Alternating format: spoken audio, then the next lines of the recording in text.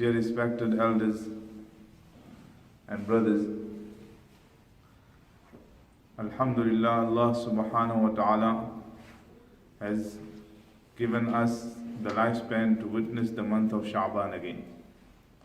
And we make dua to Allah subhanahu wa ta'ala that Allah ta'ala enable us to reach the month of Ramadan safely with good health, with afiyat. One of the du'as of Rasulullah sallallahu alayhi wa sallam in the month of Sha'ban was Allahumma sallimni li Ramadan wa sallim Ramadan li wa tasallamhu lana mutaqabbala wa tasallamhu li mutaqabbala.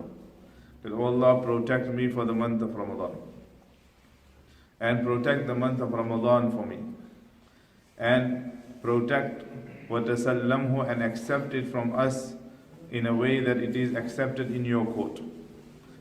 Protect it, all the good deeds that we do, that those good deeds when it's presented in your court you accept. And that is the dua we need to learn, we need to recite. It comes in various ahadith that in the month of Sha'ban, Rasulullah sallallahu alayhi wa sallam used to exert himself in ibadat, in preparation for the month of Ramadan. The Prophet ﷺ used to keep excess fast in the month of Sha'ban. Why? Because fasting in the month of Sha'ban in itself is rewarding. There's great rewards that when a person's registers are open for the new year, he is fasting. And when his registers are closed of the last year, he is fasting in the month of Sha'ban. However, ulama have made mention the various aspects of the 15th night of Sha'ban, which we will witness. The Prophet ﷺ used to fast excessively in the month of Sha'ban, and every month of the year, the Prophet ﷺ used to keep Ayyam Bid fast in the 3 white days, what is called. When the moon is full and the night used to be bright, when you go into the dark roads or just drive on going towards Ratlan at night. Daytime it looks beautiful. Sometimes try to drive towards Ratlan at night also and see how beautiful it looks. But when the moon is out, it looks really nice. It's beautiful. The road is like you're driving on a silver road. Nevertheless, that's a tip for you on a lockdown. So, the Prophet ﷺ used to fast on the 13th, 14th and 15th of every month. And that is why ulama also say in the month of Sha'ban, we should also try and fast. Minimum we should do is fulfill the sunnah. We didn't do it the whole year, but before Ramadan, let us fulfill the sunnah of the Prophet ﷺ to fast on the 13th, 14th and 15th. Thereafter comes the night of Shab-e Barat, what we call.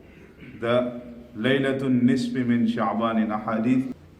Moving towards the 15th day of Sha'ban. Should we fast only on the 15th day of Sha'ban or not? We should fast on the 15th day of Sha'ban with the intention of nafil only. You cannot fast on the 15th day of Sha'ban with the intention of that there is some significance to it. There is no significance of fasting on the 15th day of Sha'ban or fasting on any other day.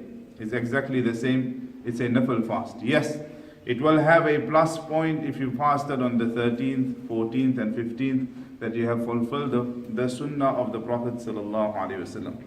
Now many of us might say that all these years we've been hearing that the 15th night of Sha'ban, the 15th day of Sha'ban. The 15th night of Sha'ban is significant because of the various ahadith.